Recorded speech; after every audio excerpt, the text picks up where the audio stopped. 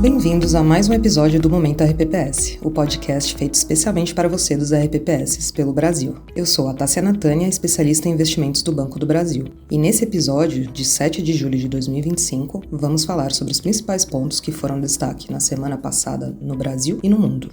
Começando pelo cenário externo, a atenção dos investidores ficou voltada para as expectativas de novas negociações comerciais entre os Estados Unidos e outros países à medida que se aproxima o fim do prazo da trégua comercial, previsto para o dia 9 de julho, prazo estabelecido para que os países firmem acordos com os Estados Unidos e evitem que as tarifas retornem aos níveis anunciados no dia 2 de abril. O presidente Donald Trump afirmou que espera anunciar mais alguns acordos comerciais similares ao pacto firmado com o Vietnã, porém ponderou que prefere enviar cartas individuais informando as tarifas que cada país irá pagar. O Congresso americano encerrou a tramitação do pacote tributário do governo Trump com a aprovação na Câmara por 218 votos favoráveis contra 214 votos contrários. A projeção é de que o pacote que reduz impostos e gastos alcance 3,4 trilhões. Durante o Fórum do Banco Central Europeu, que reuniu os principais banqueiros centrais, o presidente do Fed, Jerome Powell, destacou que a maioria dos dirigentes do Fed considera apropriado reduzir as taxas ainda este ano, embora a decisão dependa da evolução dos dados. Segundo ele, o Fed está monitorando de perto os indicadores, com especial atenção à inflação e ao mercado de trabalho.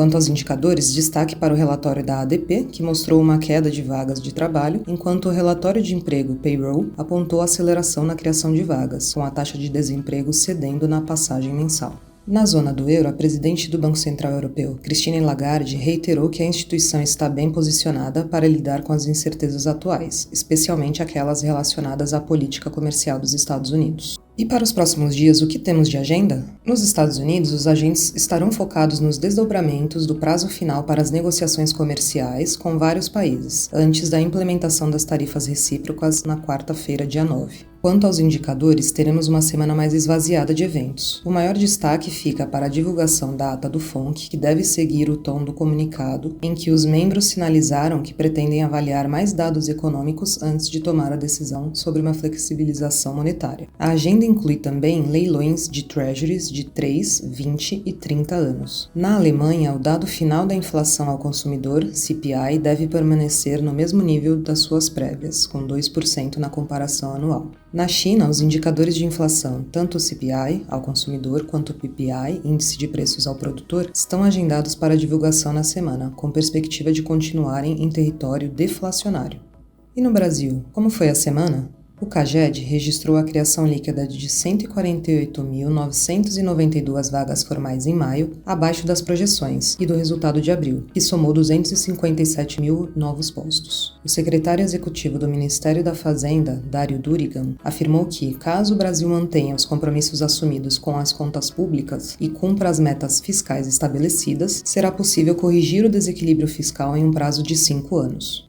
O diretor de política monetária do Banco Central, Newton David, afirmou que a manutenção da Selic em nível restritivo por um período prolongado se deve à necessidade de observar uma trajetória consistente dos indicadores rumo à meta. Além disso, destacou que o Copom considera um conjunto de dados e não apenas um indicador isolado. Reforçou ainda o compromisso do Banco Central com a meta de inflação, com autonomia para definir os instrumentos e sua calibragem. Sobre o câmbio, disse que sua trajetória está mais ligada ao dólar global e que o Banco Central só intervirá em caso de disfunções. O Plano Safra 2025-26, divulgado nesta semana, prevê 516,2 bilhões em financiamentos destinados a médios e grandes produtores rurais, um aumento de 1,5% em relação à safra de 2024-25, que contou com 508,6 bilhões. O ministro do STF, Alexandre de Moraes, suspendeu os decretos referentes ao IOF, alegando que tanto o decreto presidencial quanto o decreto legislativo se afastaram dos princípios definidos na Constituição sobre o tema.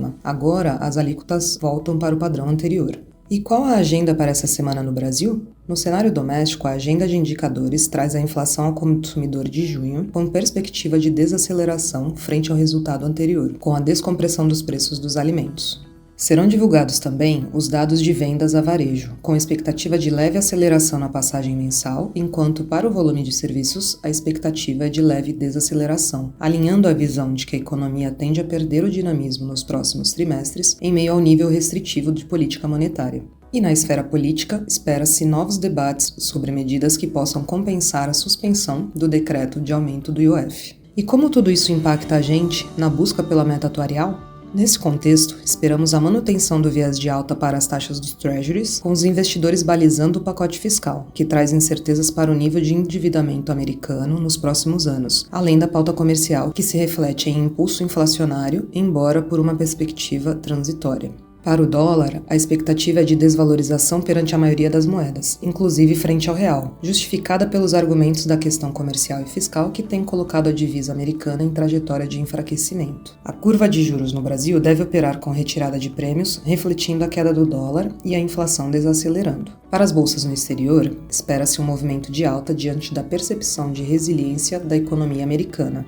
E por aqui o Ibovespa tende a se valorizar em meio ao cenário de juros em queda, com inflação arrefecendo e cenário global positivo para a renda variável. Sendo assim, diante das incertezas de curto prazo, seguimos alinhados a uma estratégia mais defensiva que possa reduzir a volatilidade da carteira e manter a perspectiva de atingimento da meta atuarial. Nossa principal recomendação segue com estratégias pós-fixadas atreladas ao CDI, como o fundo BB referenciado DI Perfil, enquadrado no artigo 73A, que acompanha os movimentos de juros elevados de perto, com segurança e a liquidez em D0. Outra alternativa atrelada ao CDI, para quem busca maior diversificação de portfólio, é o BB Renda Fixa Espelho Sul América Crédito Privado ASG. Enquadrado no artigo 75B, ele é um fundo de crédito privado com uma seleção criteriosa, que combina ativos com grau de investimento de grandes emissores alinhados com as boas práticas de sustentabilidade e governança corporativa.